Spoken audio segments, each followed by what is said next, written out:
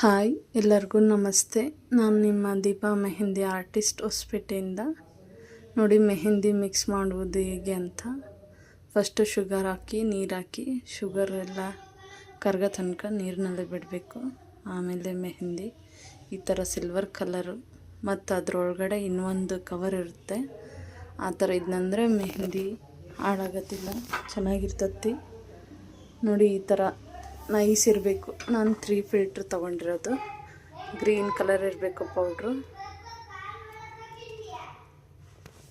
ನಾನು ಇದನ್ನು ವಿಡಿಯೋ ಮಾಡ್ತಿರೋದೇನೆಂದರೆ, ನಾನು ನೆಕ್ಸ್ಟು ಮೆಹಂದಿ ಕ್ಲಾಸ್ ಓಪನ್ ಮಾಡ್ತಾಯಿದ್ದೀನಿ.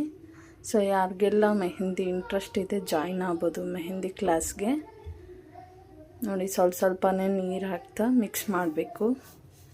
ಈ ಆರ್ಗ್ಯಾನಿಕ್ ಮೆಹಂದಿ ಏನಕ್ಕಪ್ಪ ಅಂದರೆ ನಾವು ಹಾಕೋ ಡಿಸೈನು ನೀಟಾಗಿ ಬರುತ್ತೆ, ಫಿನಿಶಿಂಗ್ ಚೆನ್ನಾಗಿರುತ್ತೆ, ಕಲರು ಲಾಂಗ್ ಲಾಸ್ಟ್ ಇರುತ್ತೆ. ಆಮೇಲೆ ನಾರ್ಮಲ್ ಕೋನೆಲ್ಲ ಹೋಗ್ಬೇಕಾರೆಲ್ಲ ಪೀಲ್ ಆಗ್ತಿರುತ್ತಲ್ಲ, ಆ ಥರ ಎಲ್ಲ ಆಗೋದಿಲ್ಲ ನಾವು ರೆಡಿ ಮಾಡೋ ಆರ್ಗ್ಯಾನಿಕ್ ಕೋನಲ್ಲಿ. ಸೊ ಹಂಗಾಗಿ ಆರ್ಗ್ಯಾನಿಕ್ ಕೋನೇ ಬೆಸ್ಟ್. ನೋಡಿ ಇವಾಗ ನೆಕ್ಸ್ಟು ಆಯಿಲ್ ಹಾಕಬೇಕು. ಇದೆಲ್ಲ ಯಾವ ಥರ ಆಯಿಲ್ ಹಾಕಿದ್ದೀನಿ ಅಂತ ನಾನು ಕ್ಲಾಸ್ ಮಾಡ್ಬೇಕಾದ್ರೆ ಹೇಳ್ತೀನಂತೆ. ಯಾವ ಆಯಿಲು ಪೌಡ್ರ್ ಯಾವುದು ಎಲ್ಲ ಹೇಳ್ತೀನಂತೆ. ನೋಡಿ ನಿಮ್ಗೆ ಯಾರಿಗೆಲ್ಲ ಇಂಟ್ರೆಸ್ಟ್ ಇದೆ ಮೆಹಂದಿ ಜಾಯಿನ್ ಆಗ್ಬೋದು.